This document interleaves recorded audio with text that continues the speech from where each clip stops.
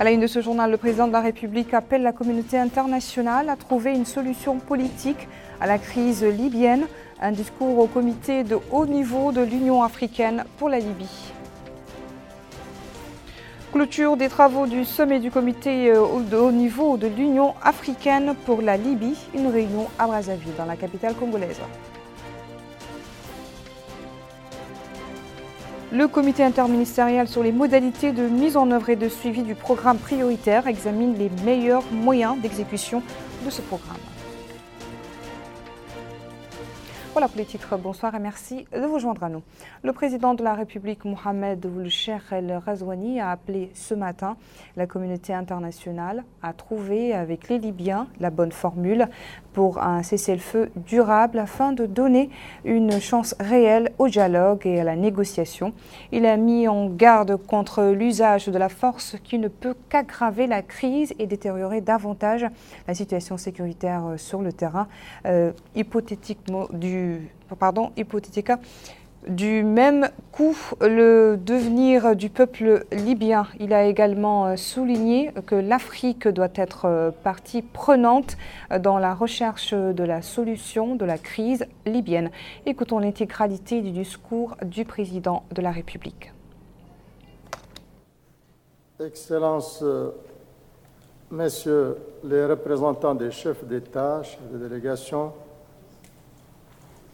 Monsieur le Président de la Commission de l'Union africaine, Monsieur le représentant spécial du secrétaire général des Nations unies, Mesdames, Messieurs, permettez-moi tout d'abord de présenter mes sincères remerciements à Son Excellence, Monsieur le Président Denis Sassou Nguesso, Président de la République du Congo, Président du Comité de haut niveau de l'Union africaine pour la Libye, pour la chaleur de l'accueil et pour l'hospitalité dont nous avons été l'objet depuis notre arrivée dans cette belle ville de Brazzaville. Vous allez aussi me permettre, avant d'aborder le sujet de notre réunion, d'exprimer toutes nos condoléances au président Sassou pour la perte regrettable d'un membre important de sa famille. Je saisis donc l'occasion de notre rencontre aujourd'hui pour saluer les efforts appréciables que Son Excellence n'a cessé de déployer à la tête de ce comité en vue d'aider à une solution pacifique, consensuelle et pérenne de la crise libyenne. En effet, la situation libyenne constitue une crise majeure pour la communauté internationale, mais d'abord et surtout pour le continent africain. Nous ne pouvons pas, au moment où nous parlons de l'intégration économique régionale, de zones de libre-échange, d'union et de solidarité, assister passivement à la décomposition d'un des États fondateurs de l'Union africaine.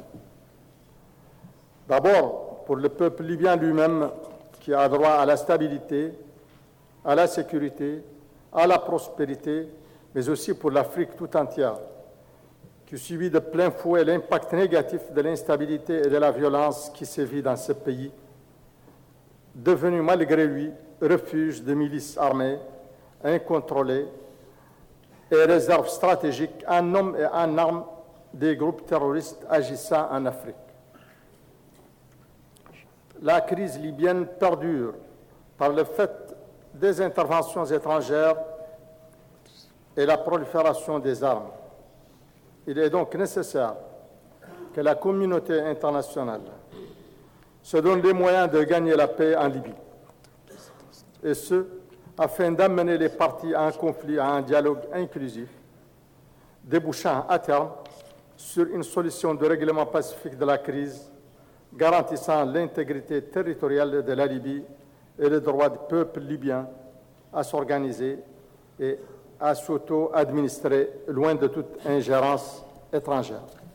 L'Union africaine, quant à elle, ne peut rester en dehors de la recherche d'une solution pour l'affaire libyenne. L'Afrique doit être partie prenante dans la recherche de cette solution. tout comme elle doit redoubler d'efforts en vue de sauver et de protéger les migrants et les réfugiés en Libye. Mesdames, Messieurs, l'usage de la force en Libye ne peut qu'aggraver la crise et détériorer davantage la situation sécuritaire sur le terrain, hypothéquant du même coup le devenir du peuple libyen. En conséquence, la communauté internationale doit trouver, avec les Libyens, la bonne formule pour un cessez-le-feu durable afin de donner une chance réelle au dialogue et à la négociation. Autrement, la crise perdurera et ses effets négatifs sur le peuple libyen et sur la sécurité et la stabilité en Afrique tout entière s'amplifieront davantage.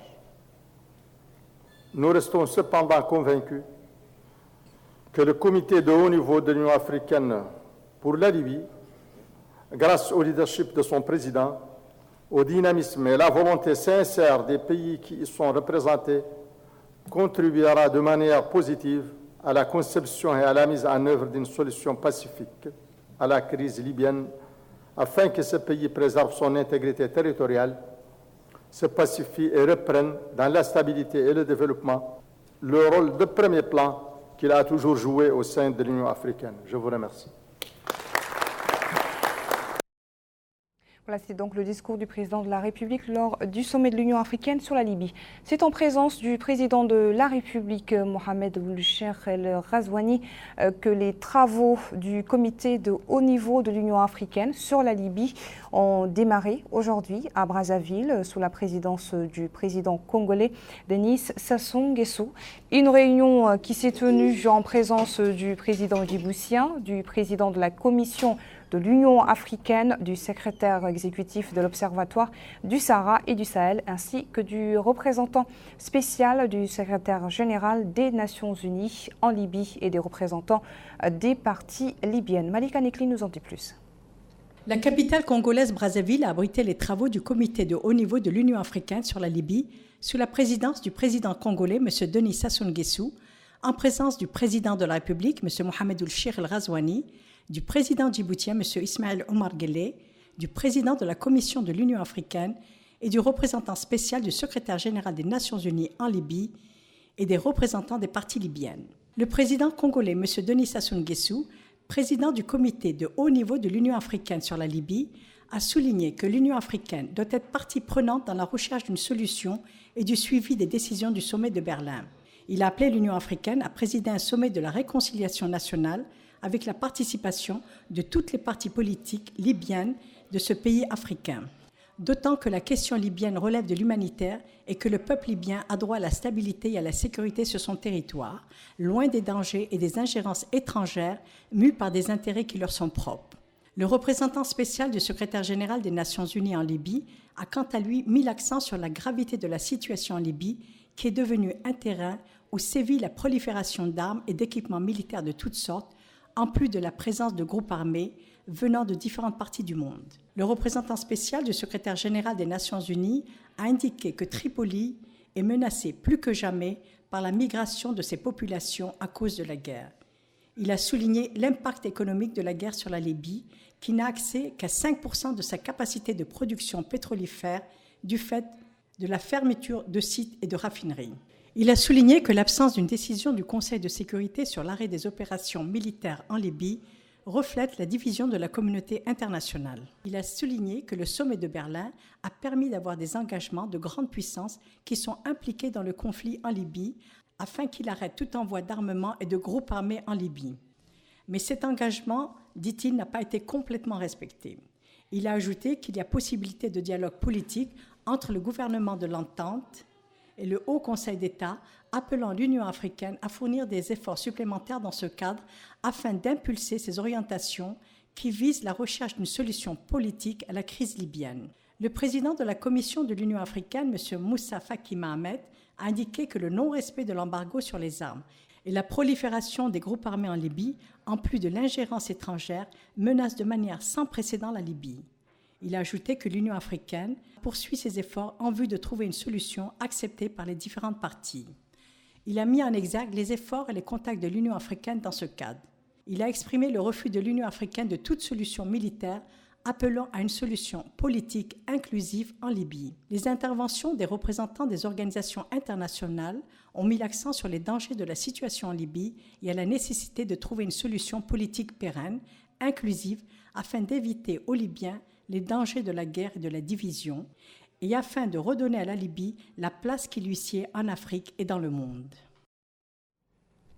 Le président Mohamed Ould-Cheikh El Ghazouani est arrivé ce matin à Brazzaville pour prendre part au sommet africain sur la situation en Libye. Mohamed Ould-Cheikh El Ghazouani a été accueilli à l'aéroport de Brazzaville par une délégation congolaise et le consul général de la Mauritanie dans la capitale congolaise, Mohamed Moussa El Alem. Après avoir passé en revue des détachements de Congolais venus rendre les hommages et saluer les autres personnalités venues accueillir, le président de la République a salué les membres de la colonie mauritanienne qui portaient le drapeau national, des portraits du président de la République et des banderoles louant ses réalisations accomplies depuis son accession à la magistrature suprême du pays.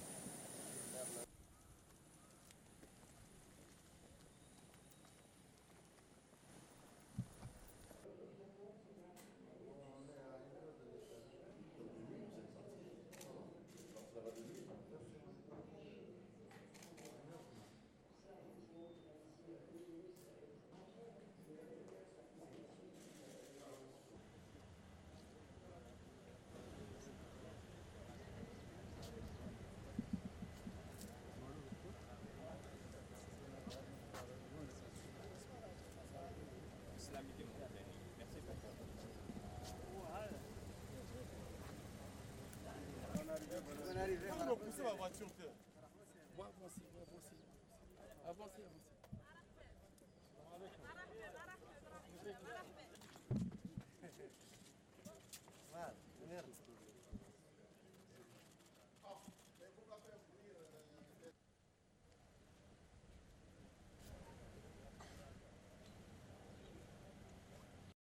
Le président de la République a quitté Nouakchott hier soir pour Brazzaville. Le président a été salué à son départ de l'aéroport international Mtounsi de Nouakchott par le Premier ministre Ismaël Bedecher Sidia, le ministre secrétaire général de la présidence de la République, Mohamed Salem Ould Béchir, ainsi qu'une délégation de plusieurs membres du gouvernement, le chef d'état-major particulier du président de la République, la directrice adjointe du cabinet du président, le wali de Nouakchott-Ouest et la présidente du conseil régional de la capitale. Le président est accompagné au cours de ce voyage par une importante délégation, avait reçu une invitation du président congolais Denis Sassou Nguesso qui préside actuellement le comité pour prendre part à cette rencontre.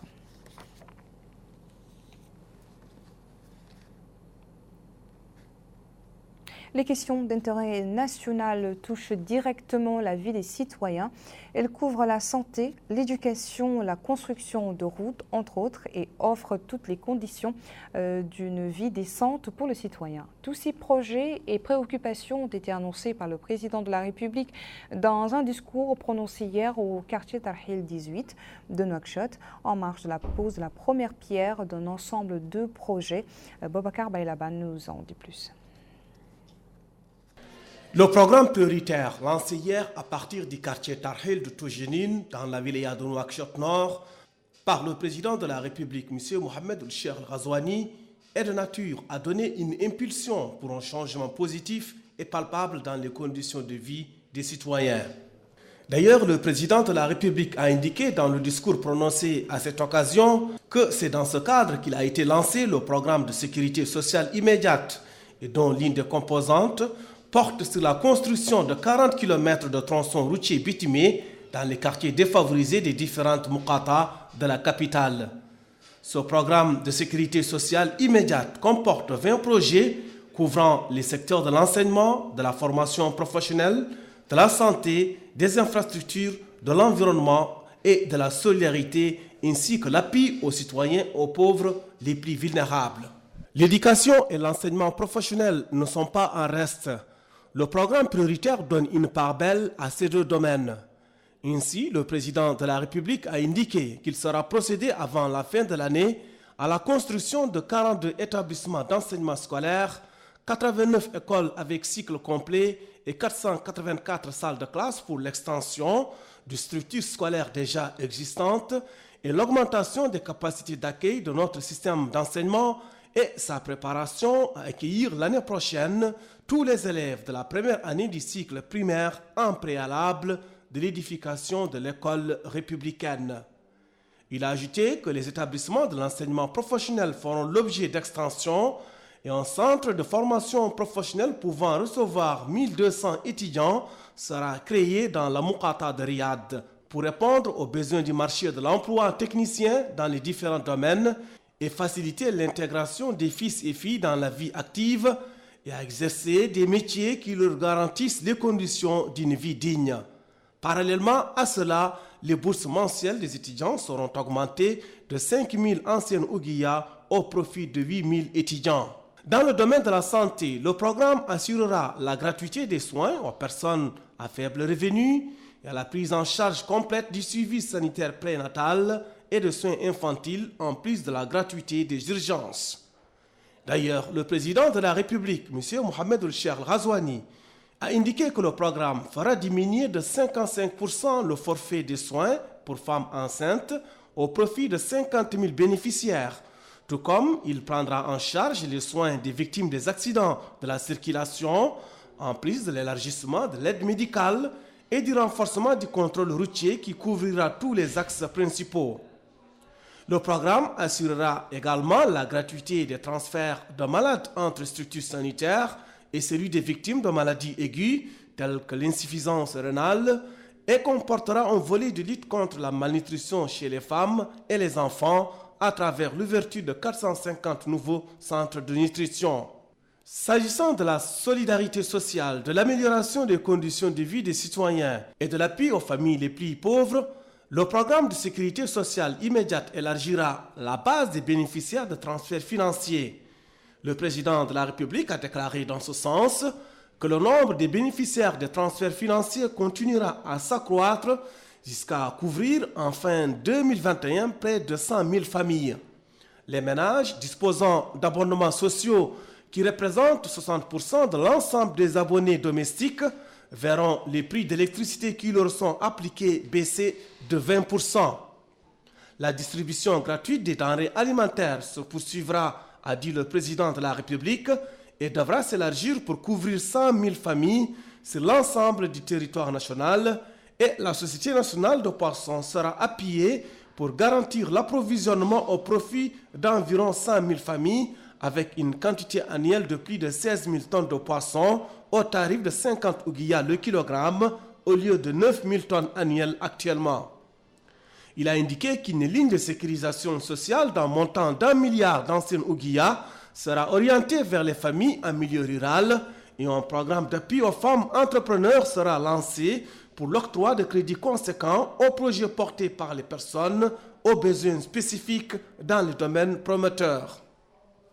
En matière d'amélioration des conditions de vie en zone rurale, le président de la République a fait savoir qu'un programme spécifique de collecte des ordures sera lancé dans 30 zones à l'intérieur du pays, concomitamment avec la création d'espaces publics et la construction de trottoirs dans toutes les vilayas du pays et dans les quartiers populaires de la capitale.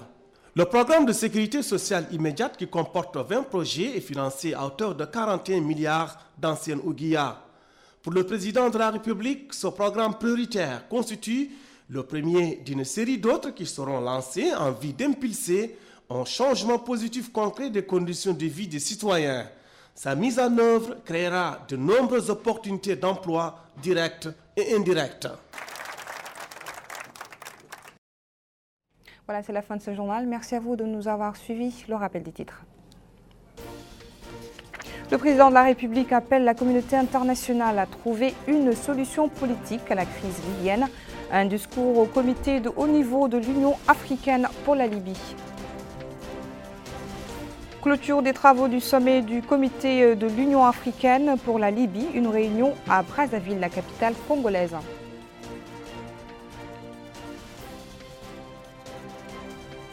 Le comité interministériel sur les modalités de mise en œuvre et de suivi du programme prioritaire examine les meilleurs moyens d'exécution de ce programme.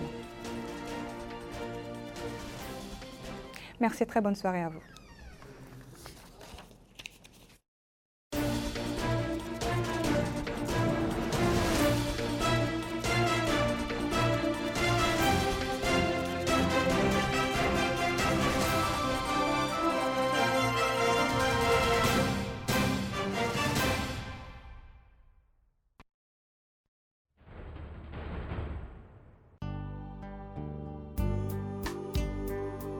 Révélez le talent qui est en vous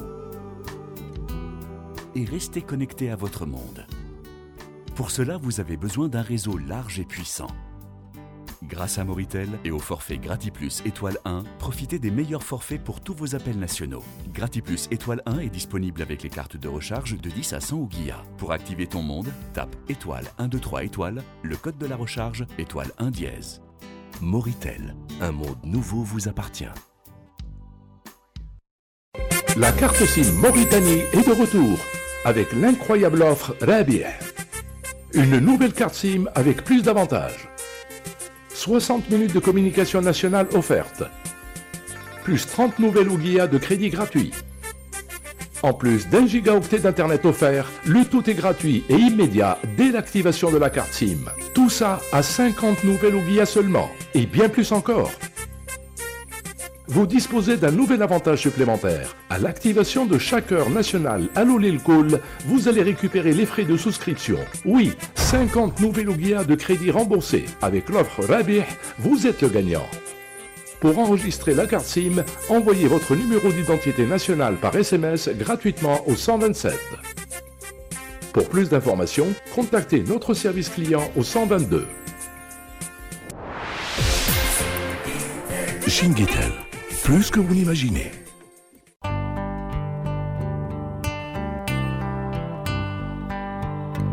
À chaque lever du jour, un nouveau défi. Quelles que soient les difficultés, transforme-les en opportunités. Pour réaliser ton rêve, projette-toi vers l'objectif.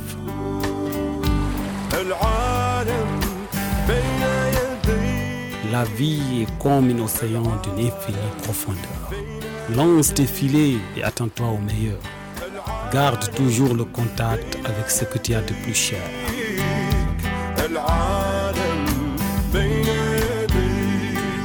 Et sur le chemin du retour, rêve que demain tu ailles encore plus loin.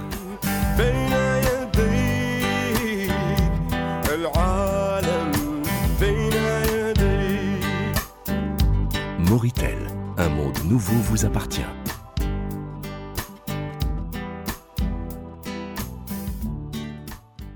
Mattel vous propose l'offre Allez Super. Pour chaque abonnement acheté à 50 ouguiya nouvelles, profitez de